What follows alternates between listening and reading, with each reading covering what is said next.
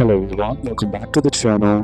Hope you are doing well and fine, and in today's video I'll be showing you how to find Swift code of Islami Bank Bangladesh Limited. So without wasting any time, let's just jump right on the video and make sure to watch this video till the end and follow the steps as well. So the first thing that you can do is just simply head over and open up a browser, and on the search bar type in Islami Bank Bangladesh Swift code. Now once you hit on search, the Swift code will be generally displayed right here on the top, which is IBBLBDDH, which is the Swift code for Islami Bank Bangladesh. Then you can also use other trusted website like Wise by simply tapping on it, and here the Swift code will be displayed right here. And it will also provide the bank code, the country code and location code, and the branch code as well. Now next method that you can use is simply type in Islami Bank Bangladesh login and tap on the login page, and once inside, tap on the login, which is generally on the top right, and enter in your user ID and password and log into your account. You can also use your online or mobile banking application